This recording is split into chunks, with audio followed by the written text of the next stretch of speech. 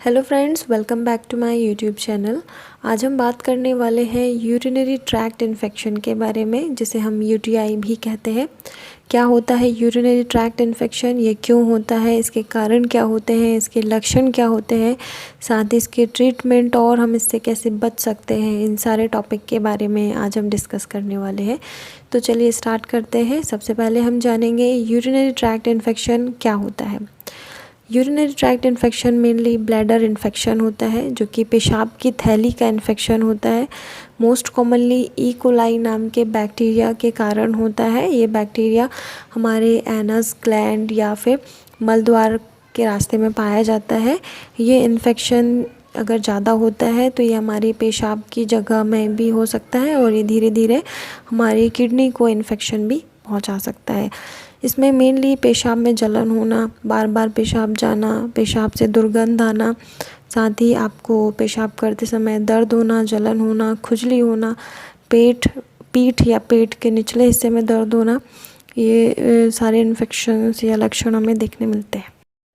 अब हम देखेंगे किन लोगों में यूरिनरी ट्रैक्ट इन्फेक्शन का खतरा ज़्यादा होता है। तो मेनली सेक्सुअली एक्टिव अडल्ट्स महिलाओं में इस इन्फेक्शन की संभावना सबसे ज़्यादा होती है।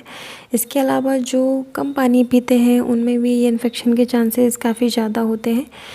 बहुत देर तक पेशाब को जो रोक कर रखते हैं उनमें भी ये इन्फेक्शन देखा जाता है, क्योंकि जो बैक्टीरियाज़ होते हैं वो पेशाब के रास्ते से बाहर नहीं जा पाते हैं और वो इन्फेक्शन कॉज कर देते हैं। इसके अलावा जिन्हें किडनी स्टोन की चांसेस होते हैं या स्टोन रहता है उनमें इन्फेक्शन होता है। इसके अलावा डायबिटीज़ के पेशेंट में जिनका हाई ब्लड शुगर होने से यूरिन में इन्फेक्शन ज़्यादा ग्रो हो जाते हैं, बैक्टीरियाज ग्रो हो जाते हैं, जिससे इन्फेक्शन बढ़ता जाता है और ये किडनी में को भी हार्मफुल पहुंचाते हैं। इसके अलावा पीरियड्स के दौरान जो महिलाएं पैड्स का इस्तेमाल करती हैं और रेगुलरली चेंज नहीं करती हैं या अनहाइजीनिक रखती हैं अपनी वजाइना को, प्राइवेट पार्ट्स को, तो इससे भी इन्फेक्शन हो सकता है। इसके अलावा गर्भवती महिलाएं जिनके बेबी का साइज़ बढ़ता जाता है तो इससे जो प्रेशर है बेबी का वो ब्लैडर पर पड़ता है और इससे इन्फेक्शन बढ़ सकता है। इसके अलावा आफ्टर ऑपरेशन कैथेटर का जो यूज़ करते हैं उससे भी इन्फेक्शन हो सकता है, बैक्टीरियाज ग्रो हो सकते हैं। इसके अलावा ओवर एज में बुज़ुर्गों में ये इन्फेक्शन देखने मिल सकता है। अब हम जानेंगे कि इसको डायग्नोसिस कैसे करेंगे, कैसे आपको पता चलेगा कि आपको यूरिनरी ट्रैक्ट इन्फेक्शन हो गया है। तो मेनली इसके इन्वेस्टिगेशन में यूरिन टेस्ट करवाया जाता है, जिसमें यूरिन रूटीन माइक्रोस्कोपी, सेकेंड है यूरिन कल्चर सेंसिटिविटी टेस्ट करवाया जाता है, जिससे हम पता करते हैं कि आपके यूरिन में इन्फेक्शन है या नहीं है। इसके अलावा कुछ ऐसे सिम्टम्स होते हैं जिससे आपको खुद ही पता चल जाएगा कि आपको इन्फेक्शन है या नहीं।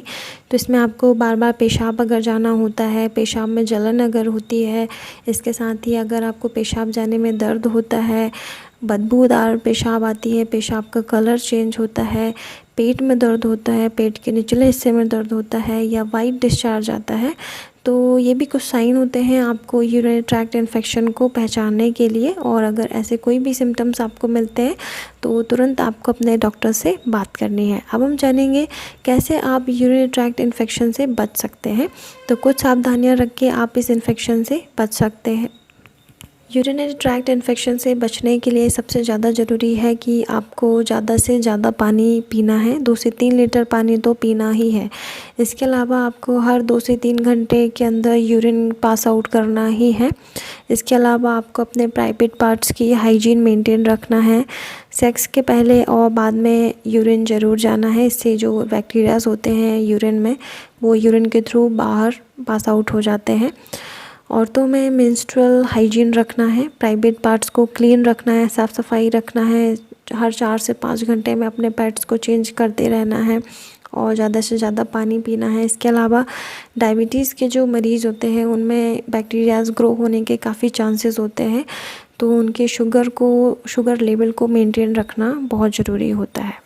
इसके अलावा आपको अपनी सेहत का पूरा ध्यान रखना है, अच्छी डाइट लेना है, आपको बाहर की चीज़ें, जंक फूड्स या मिर्च मसाले, तेल अवॉइड करना है और हेल्दी फूड्स लेना है। इसके अलावा आपको अपने प्राइवेट पार्ट्स की साफ़ सफाई का सबसे ज़्यादा ध्यान रखना है और ज़्यादा से ज़्यादा पानी पीना है। अब हम बात करेंगे ट्रीटमेंट की। तो ट्रीटमेंट यहाँ पे इन्फेक्शन को डायग्नोस करके दिया जाता है पेशेंट पे। अगर इन्फेक्शन होता है तो उसे एंटीबायोटिक्स दी जाती हैं, कुछ नॉर्मल ट्रीटमेंट भी किया जाता है।